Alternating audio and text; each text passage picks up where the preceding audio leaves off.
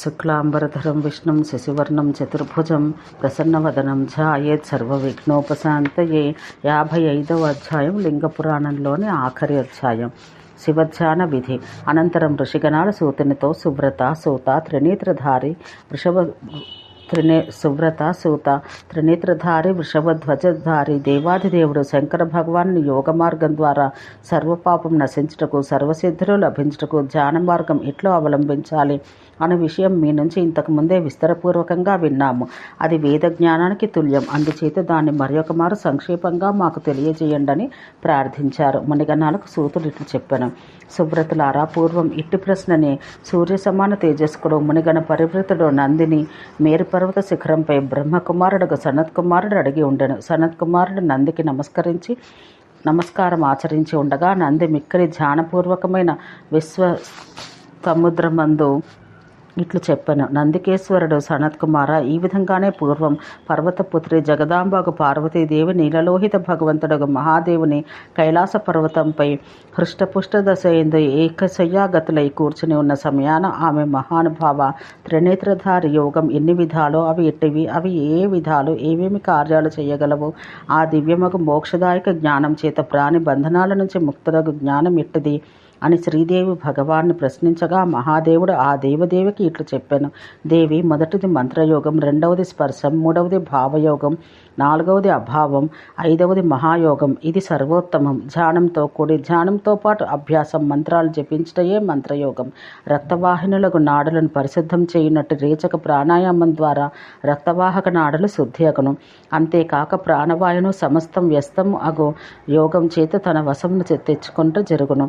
జన్మాది బల సంబంధ అత్యుత్తమ క్రియాకలాపముల కారణం చేత దృఢం బలం గల కార్యం జరుగును.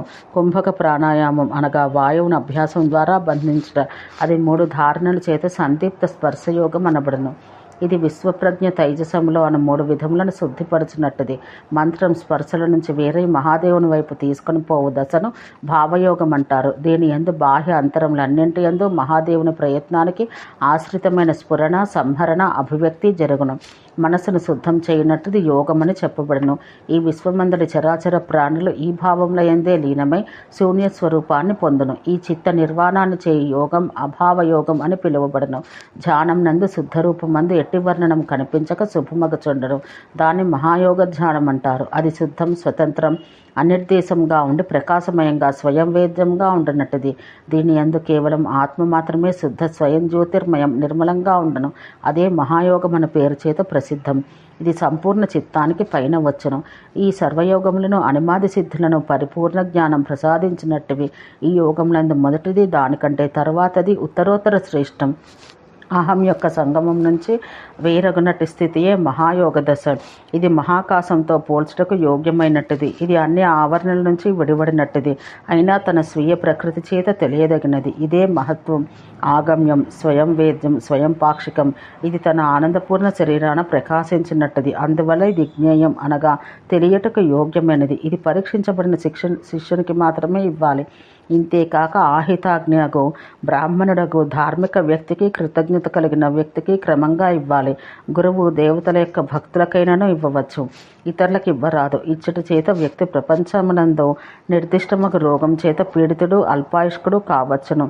దాతకు కూడా ఇట్లే జరగవచ్చును. పవిత్రురాలవగు ఓ దేవి, పూర్తిగా పరిశీలించి అప్పుడు ఈ జ్ఞానం ఇతరులకు ఇయ్యాలి. నా భక్తుడు సర్వబంధాల నుంచి ముక్తుడు కాగలడు. అతడు నన్ను సర్వ అధిష్టాతయకు స్వామిగా తెలుసుకొనను, పూర్ణజ్ఞాన యుక్తుడగను.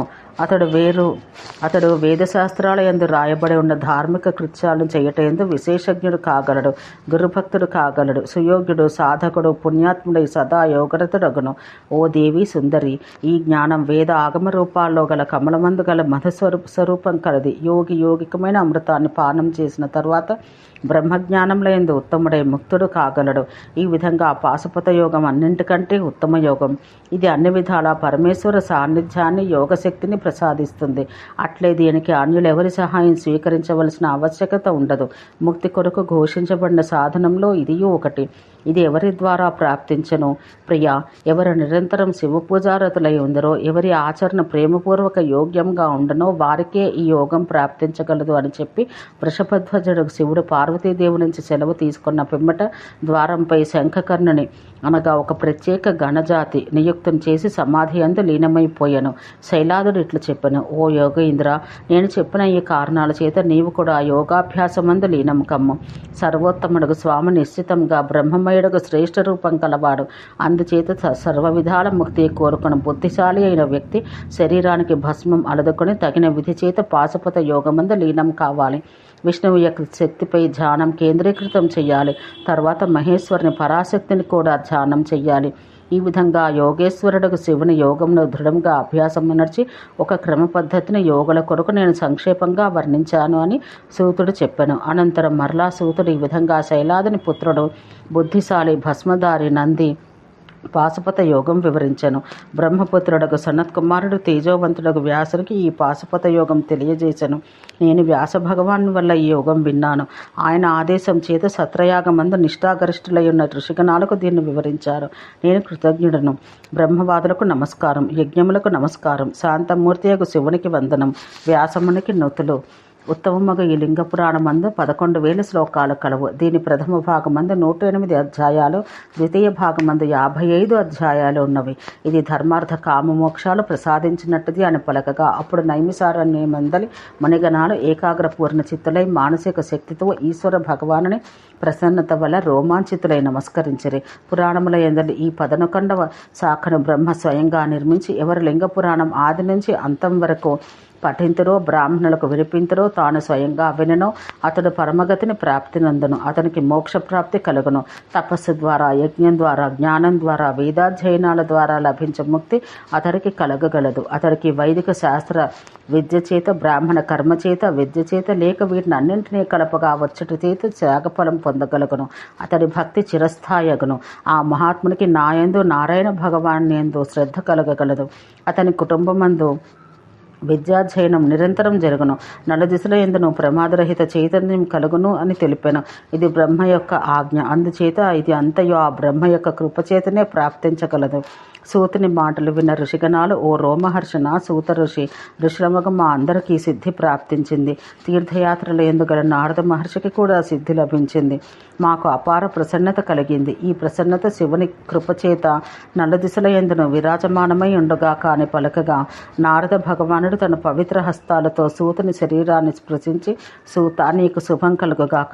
వృషభధ్వజుడు శివమహాదేవుడు నీ అందు శ్రద్ధ కలవాడై మమ్ములను కూడా శ్రద్ధతో కాచుగాక. అట్టి శివునకు అనేక నమస్కారాలు. శివధ్యాన విధి అను 55వ అధ్యాయం సమాప్తం. శ్రీలింగ మహాపురాణం ఉత్తర భాగం సమాప్తం. అందరికీ నమస్కారం అండి. నేటితో లింగ మహాపురాణం మనం పూర్తి చేసుకున్నాము. అందరికీ ధన్యవాదాలు.